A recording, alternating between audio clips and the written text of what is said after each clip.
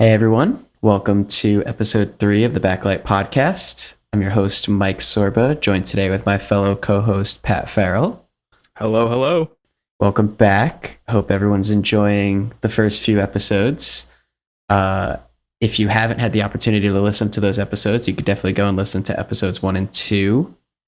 Also, go and watch the movies we've been talking about before you listen to the podcast. It's always a fun one to throw out. We don't do that a whole lot. We haven't thrown that spoiler alert out there except for last week, but it's always good to go and watch all the movies that we talk about before you listen to the podcast. That way, you know, you have an understanding of what we're talking about and it's not just this is not jibber a jabber. spoiler-free podcast.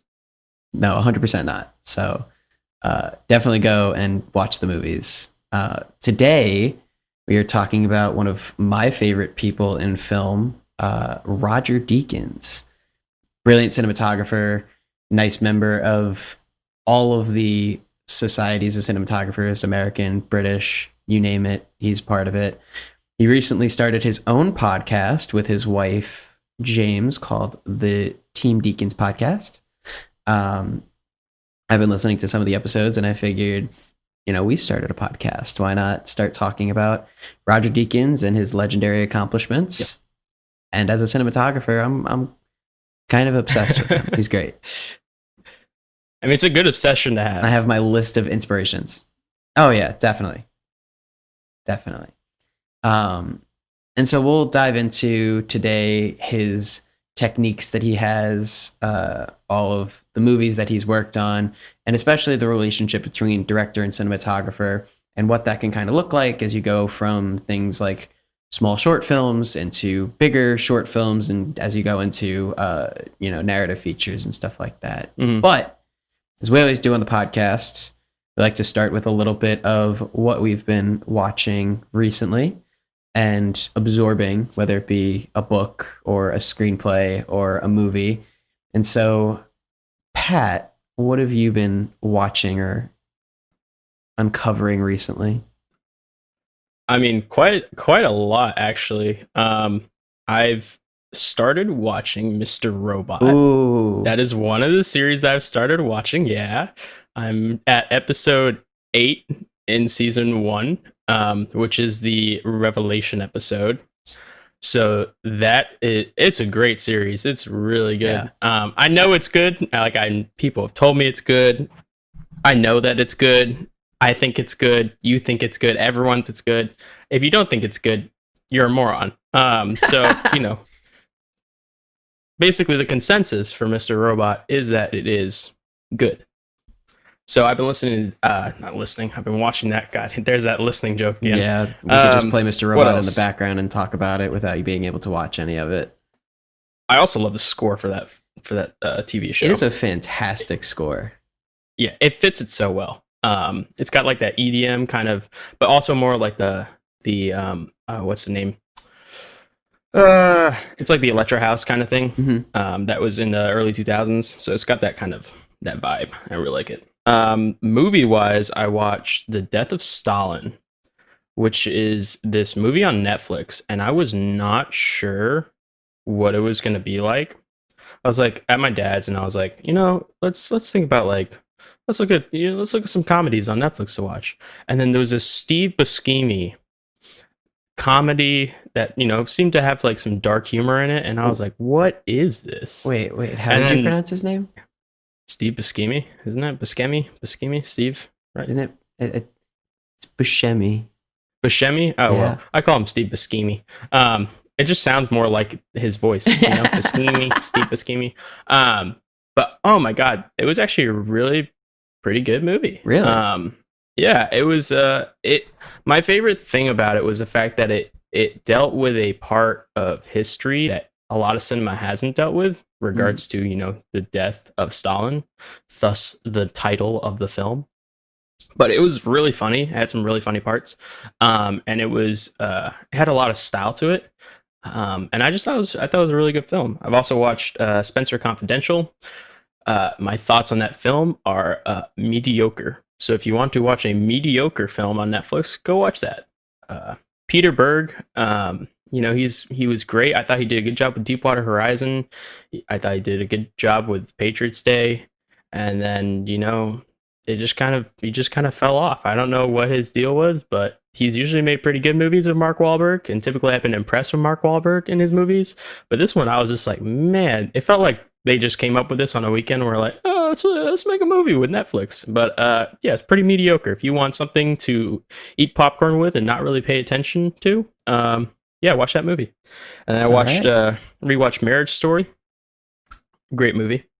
I watched Beautiful Boy for the first time. Hey, that's a good movie. Yeah. I've seen scenes from that movie, but I watched it for the first time, full way through. Thought performances were really good. Timothée Chalamet and Steve Carell really put in some work. The editing was interesting. The nonlinear editing that they did. I was not a fan of the soundtrack. I thought they could have used an original score and could have, maybe had some more intellectual value and had more of like a musical and an audio identity. But it was nonetheless good. And then I watched The Lovebirds, which is a romance that just premiered on Netflix with Kumail Nanjiani and forgot the other lady's name, but it was pretty good. Made me laugh. I thought those two were the best part of the movie, and it was short, which is also good. And then the last movie I watched was Black Klansman. I rewatched that. Spike Lee film. Fantastic movie. Oh my God. If you want to talk, like, a lot of problems with like short films and short features that are trying to be politically relevant is that they can be heavy-handed.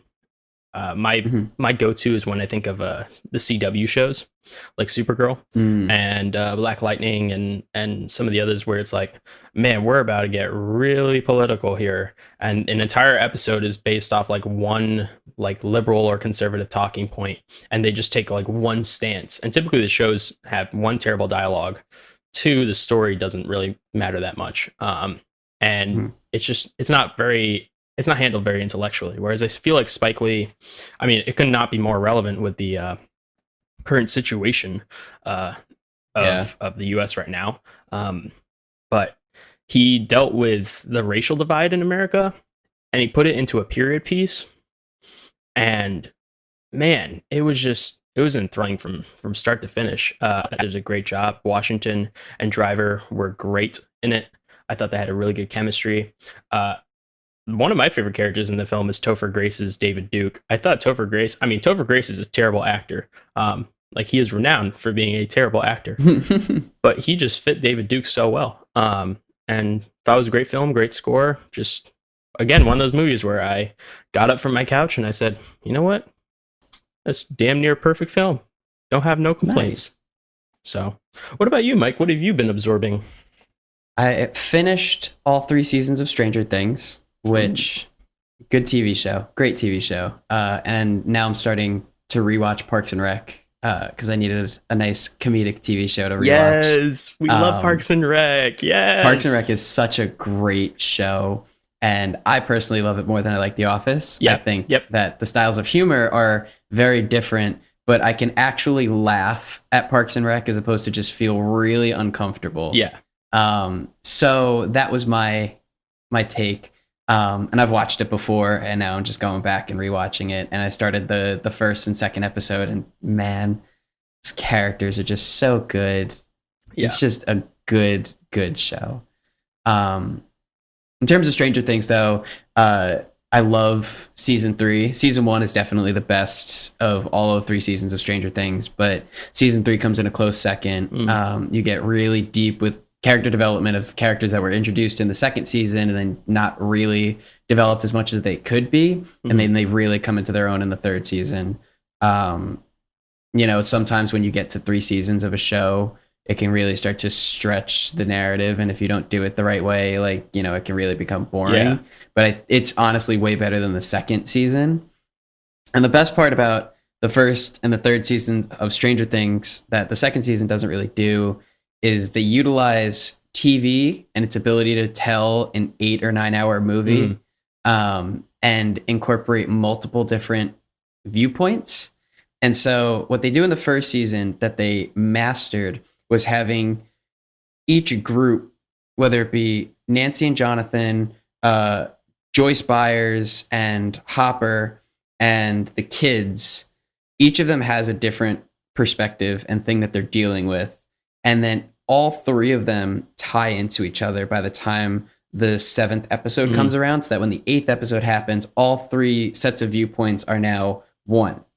And each of them knows something that the other party didn't, and that was great. In the second season, they didn't really do that. Everyone kind of knew everything that was happening, and it made for a really different experience, better or worse. They also included like more filler episodes, like random fill that was the you might season not have needed. was like it increased in episodes for season 2 and 3? For season 2, it increased in episodes, and it was literally one filler episode where Elle goes off to go and find another experiment that she was friends with, and that was it. And they, I don't know. Season 2 was pretty meh in my opinion. Yeah. Then season 3 comes back, and season 3 starts to incorporate more 80s stereotypes and tropes and aesthetic choices and music choices and stuff like that. Same amount of episodes as the first season, but then they do the thing where the kids, Elle, Hopper and Joyce, and Nancy and Jonathan, and even Steve Harrington and Dustin, like there are 5 or 6 different viewpoints and things that the characters are learning about. And then they all come together by episode 6 or 7, so that by the time episode 8 happens as the season finale, all of the perspectives and all the things that each of those groups have been learning now comes together as one big thing, that everything that they've been learning is actually connected. And it's just fantastic the way that they managed to pull it off. So that's always been my favorite thing about Stranger Things. Season 3 continues to do it. I really hope they do it again in season 4 and not go back to the season 2 trope of everyone knowing everything. If they continue it with the way that everyone knows something different in season 4, then I think it's going to be a really good continuation. I'm going to comment on something that you watched recently. Mr. Robot is just a fantastic show. Like, there is no better cable drama in terms of style and story, in my opinion. Like, obviously, there are great cable shows. Walking Dead is a great cable show. Breaking Bad is a great cable show. Mr. Robot takes such a unique approach to cable television that I think is unmatched. And kudos to Breaking Bad and Walking Dead to being able to also come up with that. But I also feel like Mr. Robot is so underrated. So many people haven't watched Mr. Robot, and it just has so much style and so much charisma to it. Yeah, I think it definitely flies below the radar. I think that like Breaking Bad, it gives me a lot of Breaking Bad vibes just by way of the continuity of the show. You have a character who is so iconic, who has an iconic look, an iconic charisma, an iconic personality, plural, whether to put a plural on that, spoilers. And then Breaking Bad, you have Bryan Cranston, and that's the thing, is you have great performances. Rami Malek. Yeah. Now to me, whenever I see him, I'm like, oh, that's Elliot Alderson right there. Yeah. And when I see Bryan Cranston, I'm like, that's Walter White. And when I see Aaron Paul, I'm like, that's Jesse Pinkman. It's kind of that's the only thing where I'm like in the first season, and I'll be interested to see how it goes, is when there's other characters doing things, I definitely think Elliot is the focal point of the show. And Tyrell is a very interesting character. He is kind of the closest thing to an interesting supporting character. But I feel like my only concern for season 1 and my only drawback, I say drawback very, very lightly because it's a damn near perfect show, is that it does have a lot of characters in a first season that you're supposed to either sympathize for or follow certain plot threads with. Whereas Breaking Bad, is very confined. It's very confined to Jesse and Walt, and then people that they know, but really it's their stories. So I still think that Breaking Bad, when I think of the Breaking Bad's first season, which is a very, very short season, I think it's only like a 4-episode or 6-episode pilot season. It definitely did a better job at, focusing the plot and focusing the characters down. But Mr. Robot, I mean, it's a 10-episode season. And that's the other thing, like talking about Stranger Things and kind of linking back to like the CW shows. I wish that more cable TV, the more streaming services vouched for low episodes, for small amounts of episodes, because I think it's just, you have a more consolidated plot, you have more consolidated characters, you have a much broader conflict because you're able to cover it in every single episode instead of having filler stuff. 22 episodes, like the CW shows, when it's like 22 episodes, the reason that they suffer from like lack of conflict is because it's so long. You just have villain of the week and just bad romance of the week. Whereas, Mr. Robot, Breaking Bad, all those, they do a really good job at consolidating things when they're given less episodes to do that. But man, it's my biggest thing is the visual. The cinematography for that show is fantastic. It's insane because it does such a good job at, and this is actually a really good segue into Roger Deakins, but it does such a good job at conveying the character and the tone and the framework of the film just through how they frame the individual characters. Everyone's short-sighted, everyone's given plenty of headroom. Everyone's in the farthest left or farthest right of the frame. No one's like center frame. And when it is, like for Elliot, it's very self-aware. It's that meta, when he's like, you're listening, I know you're seeing me. What do you think? And it's like he is actually talking to the audience. Every other time you feel so much more distant. So yeah, it's a great segue.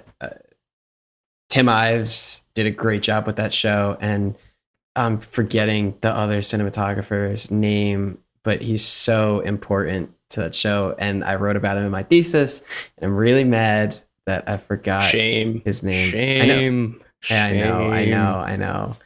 In any event, the other two things that I have watched recently, and then we will definitely move into our beautiful talk about Roger Deakins. One thing. I just want to say that also the thing that Mr. Robot does as well as Breaking Bad did with drugs is hacking. The hacking is so interesting in that show, and it feels so accurate. It really is. I'm like looking up like how to be a programmer and stuff, and I'm like, man, this thing is so interesting. So carry on.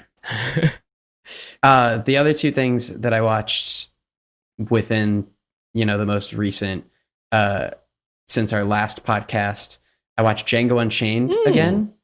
That was a good rewatch. I am becoming less and less a Quentin Tarantino fan, just because of what we talked about in the first episode of kind of decentralization of violence, and sometimes I can really pull me out of an experience. Django Unchained is just still a insanely fantastic film.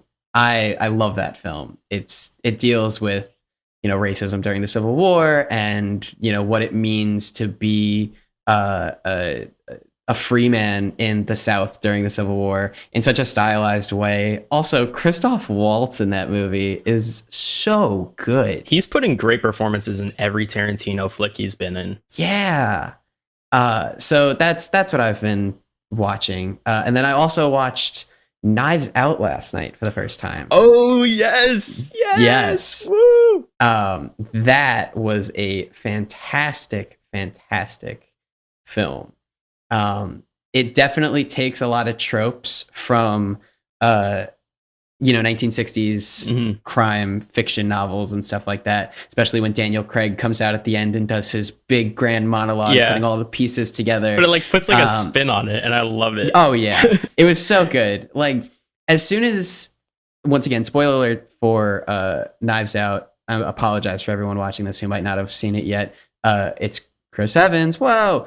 As soon as he starts talking to Ransom and brings him in the final scene to kind of discuss what he's done, I was like, this seems like it's going to be really out of left field, so you better tie this all together. But my favorite thing about crime dramas and stuff like that is when you can take all of the performances that you've watched throughout the course of the film, whether it be the grandmother when she says "you're back so soon," how Ransom reacts to Marta's story, or all of Ransom's reactions to things throughout the course of the film. As he goes back and explains why Ransom did what he did, you can see and understand now all of his reactions, which looked motivated in one way as you watch the narrative structure of the film, but then as you go back, you can see why Rian Johnson directed him the way he did. The cinematography of that film, however, is why I loved it. It's shot on film. You Mhm. can see the grain dance across the screen for the whole thing. Yep. The lighting is perfect. The framing is perfect. It never takes you out of it, but you get some really good angles and lens choices that really just bring out Daniel Craig from the Yeah. background and bring out Marta's character from the background and frame them in such great compositions, Yep. which is the perfect segue into what we talk about today. Roger Deakins. So Roger Deakins was not the cinematographer of Knives Out, but he is a famous cinematographer. So also the name of the amazing cinematographer that I forgot before, Todd Campbell. Oh, yes. Todd Campbell and Tim Ives were both interchanging cinematographers for both Stranger Things and Mr. Robot. So kudos to both of those guys. Love their work. Yeah. And their relationship with Sam Esmail is very similar, and the Duffer Brothers in terms of Stranger Things, to going into that conversation of cinematographer director relationship.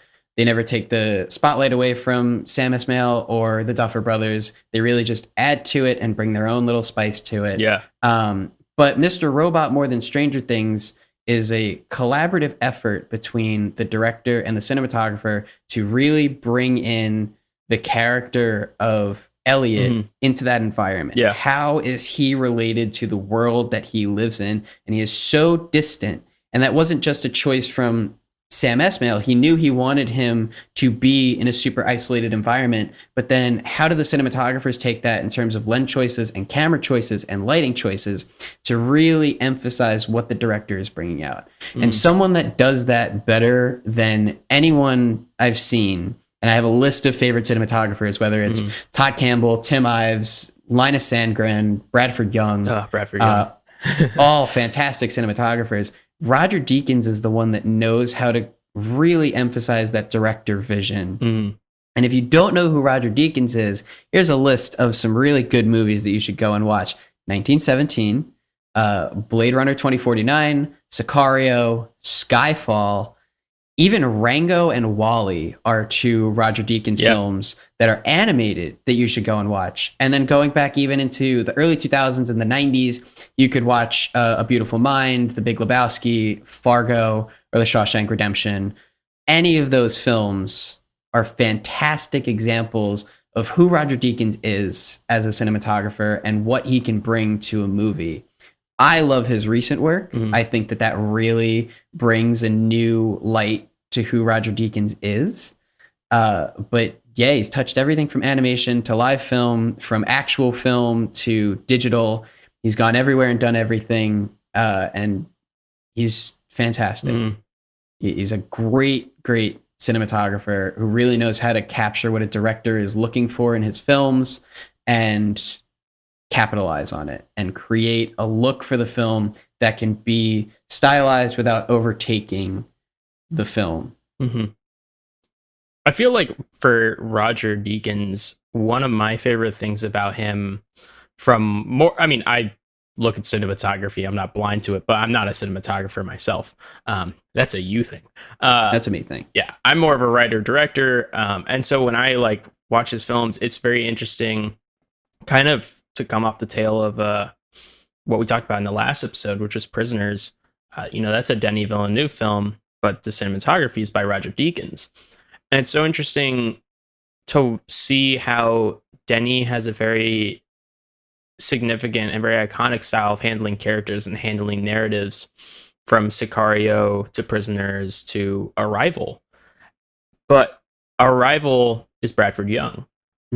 And while the movie maintains that Denis style, there is that missing visual sense of Roger Deakins. I feel like he has such a command of the atmosphere and of the camera that his style and his choices, his creative decisions permeate films at a level that I think surpasses most other cinematographers in the industry. When you're watching a Sam Mendes film, you don't think of Sam Mendes, and that comes down to that understanding of directors having significant styles, that when it's a Sam Mendes film without Roger Deakins, it doesn't feel like a Sam Mendes film at times, or it doesn't feel like something that's stylistically chosen, that's stylistically purposeful. Whereas when you watch Skyfall and you watch 1917, you're like, oh my god, this is that Sam Mendes style, but it's honestly more of the Roger Deakins style. And I think that people falsely, you know, I won't say accused, but they think that basically the director is the commander in chief of the visual style. And while, directors and writers even have a voice within the visual realm, it's really the cinematographers that have all the decisions. So, Yeah. When you talk about Roger Deakins from a cinematography standpoint, it's really difficult to pinpoint what his style was back in the 90s and in the early 2000s. Between 16 millimeter film and magnetic film, it's a really weird spot to be in film because everything had a sort of pinkish glow to it that was so unbelievably 16 millimeter that when you think about a movie like Fargo and then you think about a movie like Good Will Hunting, stylistically, close-ups and wide shots of subjects can look very similar, and the amount of color that you might find in a film stock like that is pretty limited. And so the amount of color that comes out of films like that is pretty limited. You don't see as much drastic use of color and lighting as you would from something out of an ARRI camera. And Roger Deakins is a huge advocate for everything ARRI related. He shoots everything ARRI digital because the colors that you can get from an ARRI camera are fantastic. But Fargo still maintains compositionally, especially in wide shots in the snow and use of color palette between the whites of the snow and the blood from the people and the beige of the town. It maintains a really unique visual aspect, but it's not as distant from some of the other cinematographers and movies that were being made in the early 2000s and late 90s. When you talk about movies like No Country for Old Men and Skyfall and Blade Runner 2049, those are the ones that I think about really specifically. Everything from 2007 on to where we are now. His use of lighting changed with the introduction of digital cameras. Yeah. And it creates, when he shoots a film, anytime you see an orange light, orange is the one that I really think about in all of those films. He lights his subjects with such a flat orange glow that it becomes a permeating color throughout the entire frame. But when it hits a subject's face, it's never overexposed. There's never a hot spot that gradients off into a softer orange. It's always this really flat orange look. I think about any of the hotel scenes in No Country for Old Men, where you see Javier Bardem or Josh Brolin or Tommy Lee Jones in any of those environments where it's lit by a soul orange light. I think about Skyfall when they're out on the lake and you look at Daniel Craig or Javier Bardem and they're lit by the burning house, but it is such a flat orange light that's so beautiful. It goes into Sicario, it goes into Blade Runner 2049, which when you think of Blade Runner 2049, you think of that really harsh but flat orange glow. I got asked this in my thesis critique. My thesis was on color temperature and experiencing and exploring color throughout film as a cinematographer. And the movie that I had filmed was a movie. It was a short film, and I had taken the lead on color decisions where the director had not. And I lit the climax of the film in a Roger Deakins style monochromatic orange environment where the subject's face was really soft and flat where the light hit, but fell into a really nice dark fall off area. And that's something that Roger Deakins does with all of his modern films. Wherever you have an orange source, that was what I always saw. Whenever I saw a Roger Deakins movie, modern, I always noticed that really soft, flat orange glow on a person's face that still creates this super dramatic and super colorful look. And it doesn't become overwhelming. It doesn't become overdone. It's not something that, really takes you out of the viewing experience, but it creates a certain feeling in all of those films that you don't really get from Bradford Young or Linus Sandgren or Todd Campbell. They never can achieve that same quality of a monochromatic orange scene like Roger Deakins can. And so those scenes in specific, the Blade Runner scene, Skyfall on the lake, any of those scenes where you can really see that orange glow come out, even 1917 when he's in the basement with the French woman, that's what I think of when I think of Roger Deakins. Those are the scenes that I can really point out that I'm like, I know that that's a Roger Deakins movie. I think it's really a case of like less is more. And what's interesting is when I think of like even the films that I rallied off when we talked about what we've seen recently, the visual styles that were conveyed in those films, the colors that were used, they were very, I mean, and I know that has to do with color correction and color grading, but they were very normal. It gave into real life. Whereas I feel like Roger Deakins, when he colors and lights and shoots a scene, he gives into the cinema of the scene. Because, you talk about the oranges, and then I think of the blues. I think of the heavy blue atmosphere of Prisoners. And he just gives full into, all right, if we're going to go orange, we're going to go full orange here. If we're going to go blue, we're going to go full blue. There's never really that in between. And I feel like by making it so that it's very black and white, but not, blue, orange, is that you craft a very distinctive visual feel, a visual tone more than anything. Prisoners has a bleak, cold atmosphere.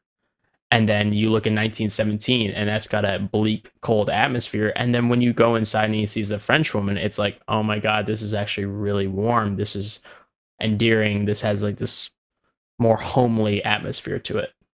Basically, Roger Deakins has a very significant command of the tone of a film by his use of color and his lighting decisions and his overall creative decisions. I think he has just a much firmer hand in the creative continuity of a film than a lot of other cinematographers. I agree with that.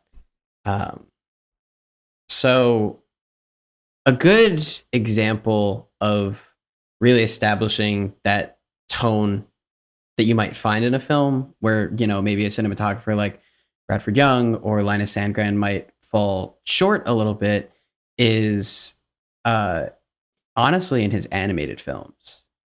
I look at a movie like Rango, or I look at a movie like Wall-E, where he was a cinematography consultant, and he gets credited as that. He didn't actually have a hand in, lighting the 3D spaces, but wanted to help the animators at Pixar and DreamWorks create an immersive cinematic environment.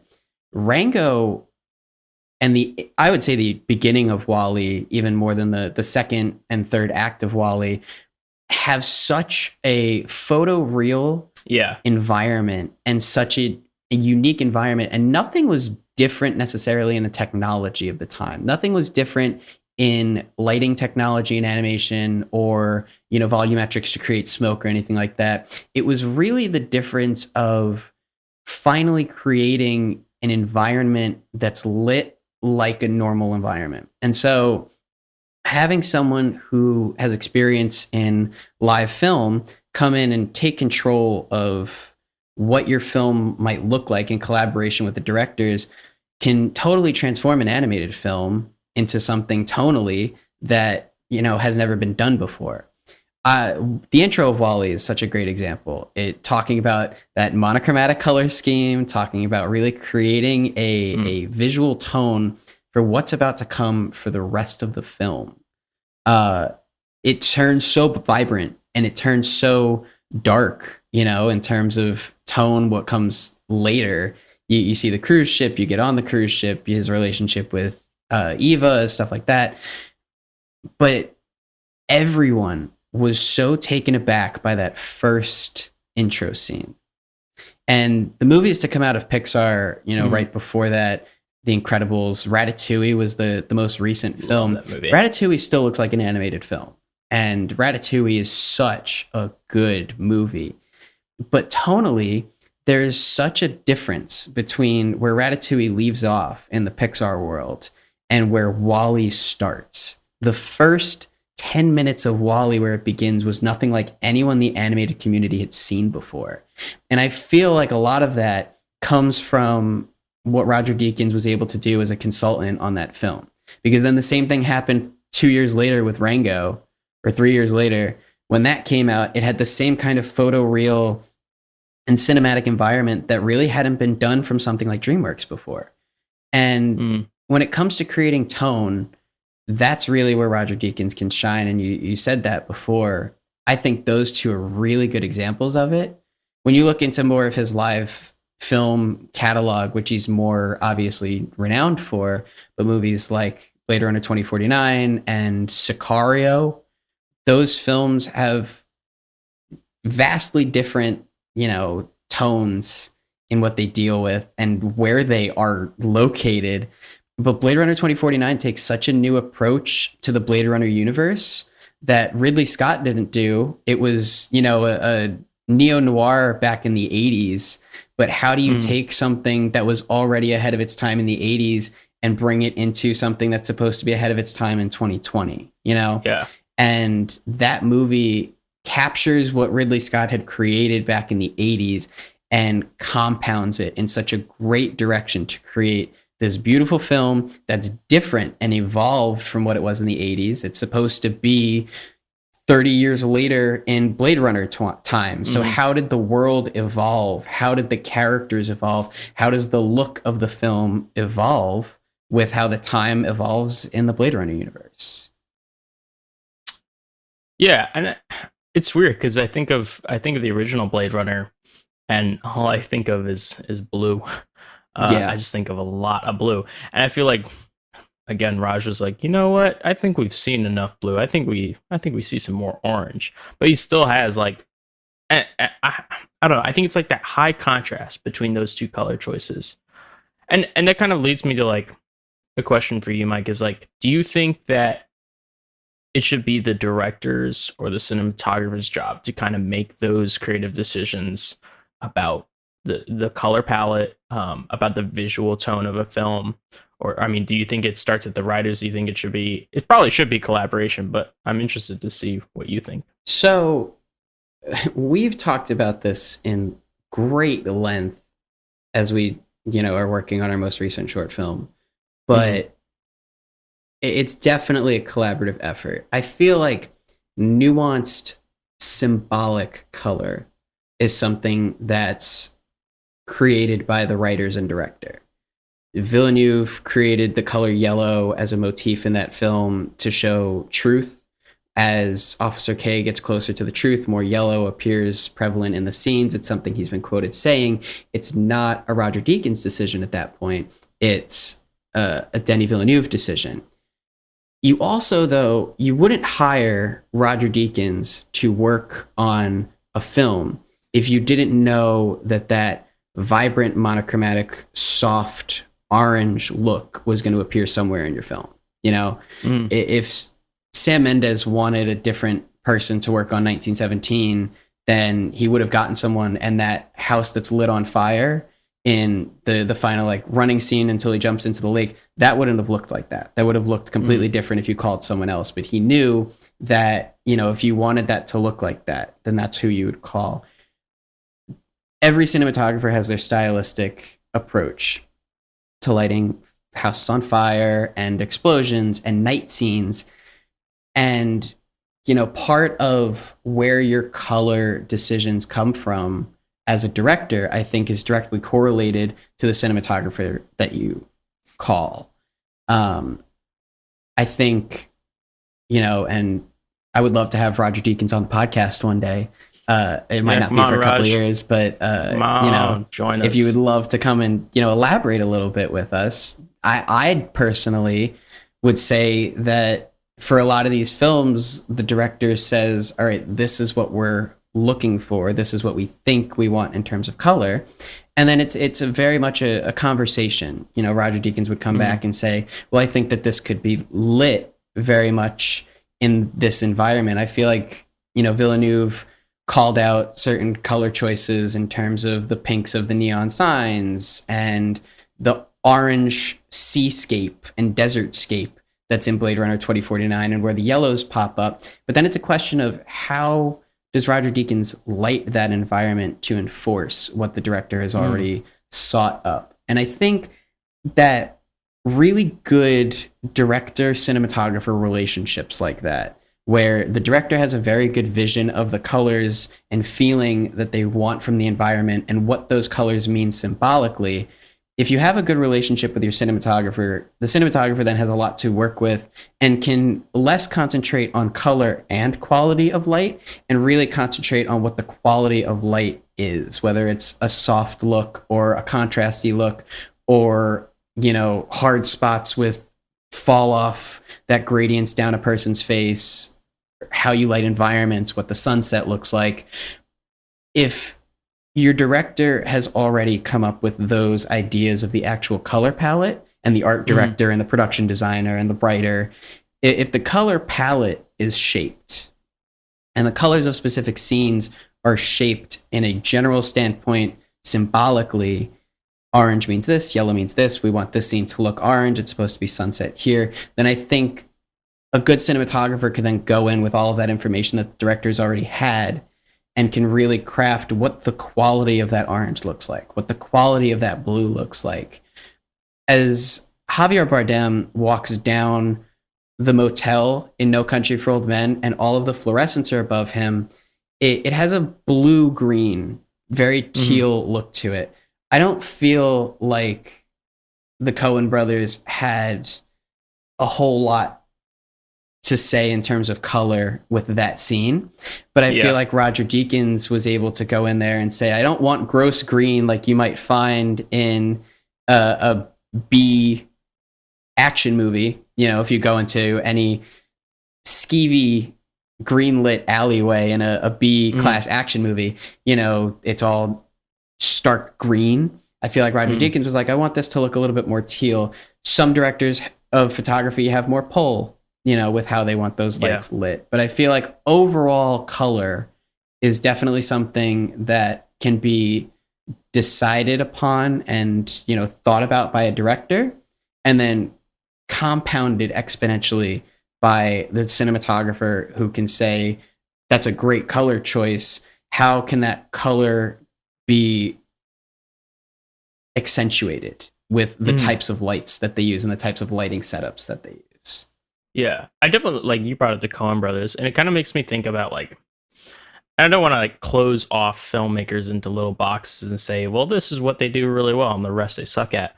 But I think it's really interesting when you talk about No Country for Old Men. I think of the Coen Brothers, and I'm an okay Coen Brothers fan. I'm not the biggest fan of them. I think that they have made great cinema, but to me, the Coen Brothers are very stylized uh, group of writers directors. I know they're very Tarantino esque in that regard because when I think of the Coen Brothers, I don't think of the visuals of their films. I also don't typically think of the worlds that they build. I think of small characters and I think of very attentive dialogue Yeah. and a very well conceived narrative. It's very much like Tarantino in that way. I think of Tarantino style, and I think of the way he captures action, the way he writes his dialogue. He makes it so that it's long, drawn out, but at the same time, it has a lot of wit to it, and it's got a lot of almost self awareness. And I think that when you have directors like that who don't have very well acquainted visual ideas, when they're very, they're searching for DPs to come in and take over in that regard. I think that's where Raj really shines, because Villeneuve, to me, he has a visual style of storytelling. I think that's also why he's not a big writer, is because he's so much more interested in telling his stories and telling the narratives through how he directs the visual, how he directs the experience, the atmosphere. And so when I think of Denis, like, I don't think of, well, how does he write his films? Because he typically doesn't write. So, you're just kind of left to, well, I always think of Denis as like, what do his movies feel like? Yeah. And Raj, it's always like, it's not only what do his movies look like, but how does he manipulate color? How does he manipulate framing to make it so that he builds an atmosphere? He builds those mazes visually. 1917, I remember when you and I left the IMAX cinema, we talked about how you remember, when we talked about in episode 1, we talked about the difference between extractions of one shot and then the one shot in 1917. When you remember 1917, you remember it as an edited piece. You remember individual frames, because that movie, Roger Deakins had such a profound command of the camera and how to tell the story as if it's a one shot, but maintain a sense of intended continuity and intended composition within each single frame. And I think that that's not something that Sam Mendes did. That is totally given to Roger Deakins, which is why I think he won the Oscar and why I think he was very deserving of the Oscar for that. Yeah, that was the one thing that I always stuck with me with 1917 was he holds close-ups and he holds tracking shots as if it was an edited film, as if it had a whole lot of cuts, in between, and you could really position the camera wherever you wanted to, and you could cut away to different angles and specialized angles.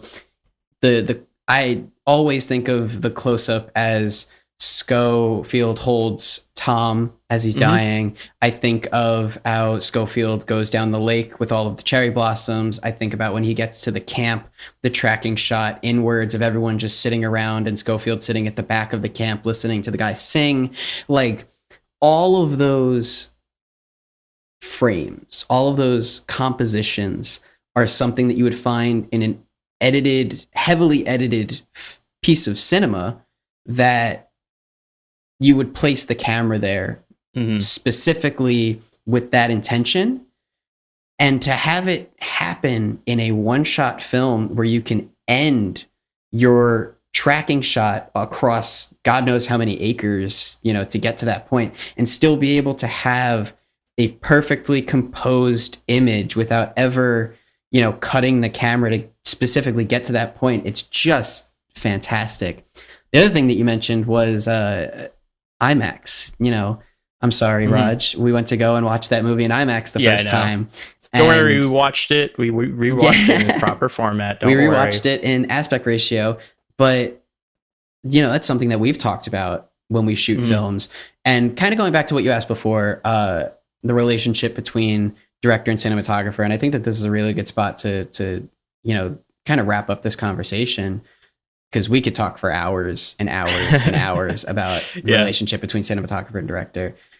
My perspective on cinematography is, as a 21-year-old, never having worked on a full feature film, but it's something that I found when we work together and when I might not work as well with other directors, the communication between what they're expecting and what I'm going to bring to the film is huge. Directors that are just kind of like, you take care of this and I'll take care of this, the movies don't turn out as well because there's not a constant dialogue going. Me and you will talk about a film for days and weeks about what we're expecting between color, composition, lens choice, aspect ratios.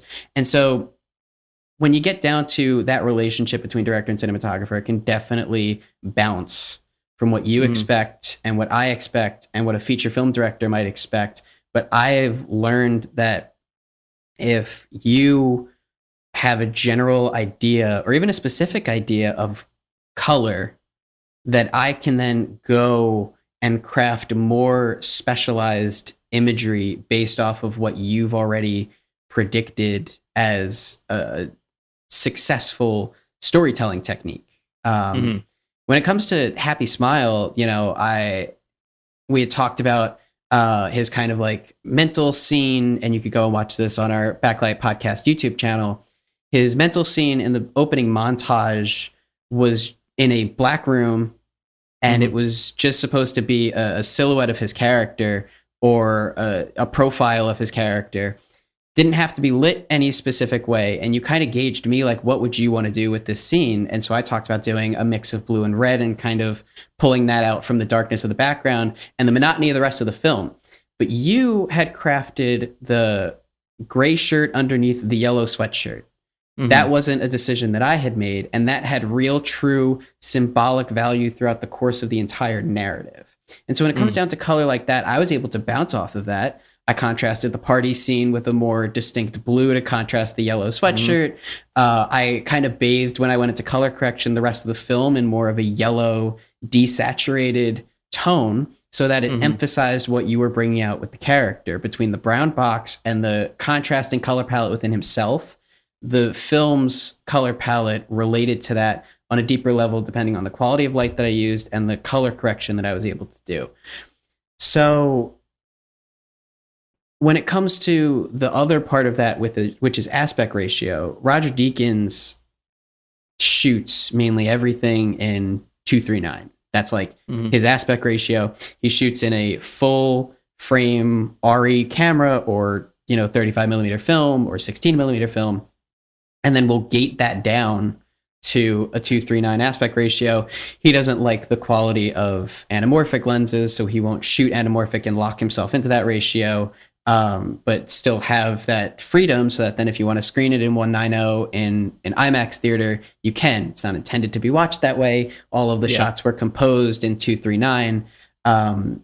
Aspect ratio is huge. It can really craft how your film looks visually. And the difference between experiencing 1917 and 1.9.0 and 2:3:9 and those different, letterboxed aspect ratios was insane. But that's another thing that your director and your cinematographer should definitely talk about. You hire Roger Deakins knowing that your movie will primarily look 2:3:9. That's it. Yeah. Like, that. The only one that I can think of that really stands out from that is Prisoners, which was 16:9 or 185.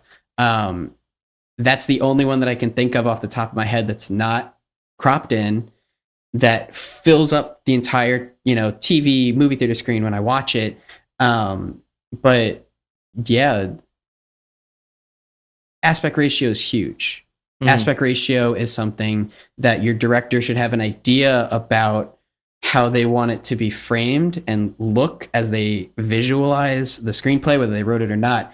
But then going off of your cinematographer to see what they might think, and then also hiring a cinematographer that works well within that aspect ratio. I think that that's something that's huge and should be talked about between director and cinematographer. Roger Deakins has openly said, he shoots most of his films in 2:3:9, and that experiencing them in IMAX isn't how they were intended to be watched. Yeah. But the beauty of shooting on an RE camera in, 8K or whatever with that gate is that then if you wanted to go and screen it at an IMAX theater, you have the opportunity to, and you have the opportunity to, work with the composed image while still having all of that pixel space that's being recorded. I think I echo the words of my favorite director, Christopher Nolan, when he said that film and cinema is intellectual compromise, not only between the filmmakers, but also between the audience. And when I think of aspect ratio, I think of aspect ratio as a tool that is and can be integral to a film, but it's only important if you use it and if you take full advantage of it.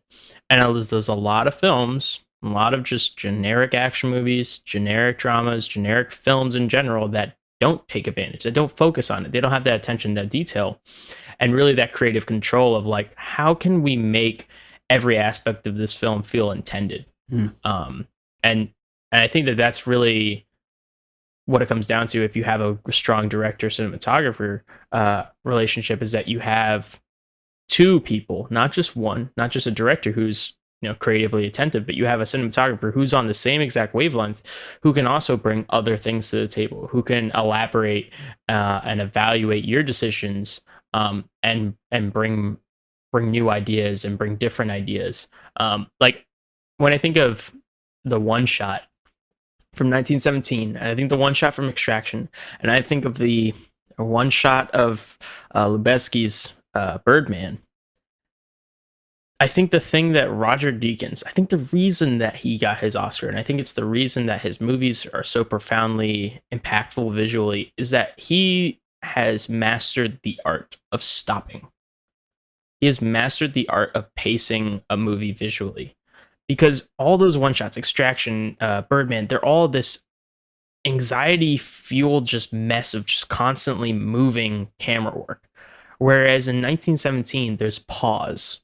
He stops the camera. He stops moving. He stops dollying. And then he moves again. And then he stops. And you're able to, as a viewer, you can only absorb so much information. And I think that Roger Deakins is aware of that. And so he's made it so that in a one shot, you can tell a story that's visually enthralling because you feel so immersed in it, but at the same time, give you the time that's necessary for you to feel captivated and feel appreciative of what you're seeing. It's that old age lesson of, sometimes you just have to stop and smell the roses. Yeah. And I feel like Roger does that through cinema. Stop and look at the screen and appreciate what you see. No, that's perfect. That's a great way to describe what he does as a cinematographer. Yeah, that was great. Yeah, poetry from Pat Farrell. Yeah. I think it's a good spot to stop on Roger Deakins. We talked a lot about relationship between cinematographer and director. We talked a lot about who Roger Deakins is. Raj, if you would be gracious enough to come on the podcast and talk one day, we'd love that.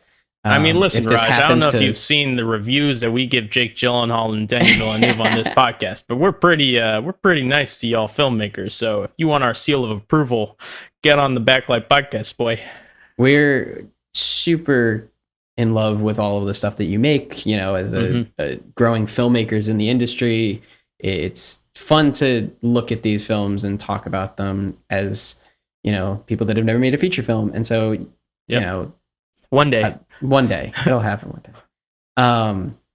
So to suggest and recommend what, our listeners should go forth and watch or listen to, for me, I would say Skyfall.